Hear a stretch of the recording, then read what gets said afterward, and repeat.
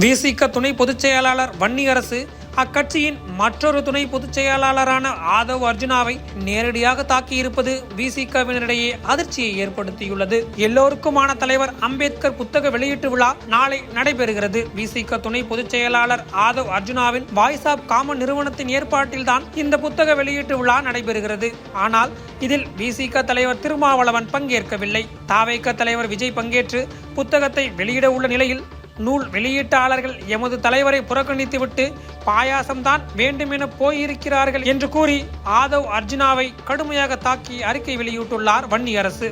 அவர் வெளியிட்டுள்ள அறிக்கையில் நாளை டிசம்பர் 6 அன்று நடக்கவிருக்கும் அம்பேத்கர் எல்லோருக்குமான தலைவர் எனும் நூல் வெளியீட்டு விழாவில் திமுக கொடுத்த நெருக்கடியால் தான் திருமாவளவன் போகவில்லை என உள்நோக்கம் கற்பிக்கிறார்கள். 2001ஆம் ஆண்டு முதன்முறையாக திமுக கூட்டணியில் மங்களூர் தொகுதியில் போட்டியிட்டு வெற்றி பெற்று சட்டப்பேரவைக்கு போனவர் திருமாவளவன். 2003ஆம் ஆண்டு சட்டமன்ற உறுப்பினர் பதவியை அவர் ராஜினாமா செய்தார். பதவிதான் வேண்டுமென்றால் திமுக தலைவர் சொன்னதை கேட்டுக்கொண்டு பதவியில் தொடர்ந்திருக்கலாம். ஆனால் கொள்கை முக்கியம் என பதவியை துறந்தவர் திருமா. அப்படிப்பட்ட கோட்பாட்டு உறுதிமிக்க தலைவரை இழுத்த இழுப்புக்கெல்லாம் கொண்டு செல்ல முடியும் என சில தரகர்கள் முயற்சிப்பது அரசியல் சோகமாகும். தமிழ்நாட்டில் சில ஊடக நிறுவனங்கள் புரட்சியாளர் அம்பேத்கர் பெயரை வைத்து அரசியல் செய்ய முயற்சிக்கின்றன. அம்பேத்கர் குறித்த நூல் வெளியீட்டு விழாவுக்கு வரமாட்டேன் என திருமாவளவன் கூறவில்லை.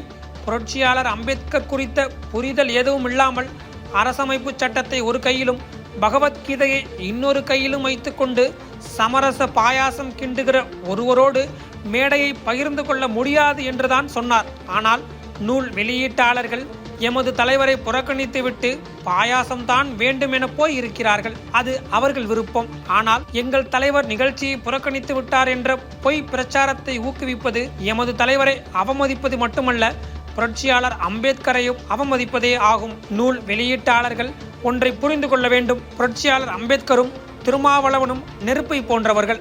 அவர்களை பொட்டலம் கட்ட எவராலும் முடியாது என்று கூறியுள்ளார் வன்னியரசு. விசிக துணை பொதுச் செயலாளர் ஆதவ் அர்ஜுனாவை வன்னியரசு கடுமையாக விமர்சித்து அறிக்கை வெளியிட்டிருப்பது விசிகவினரிடையே அதிர்ச்சியை ஏற்படுத்தியுள்ளது.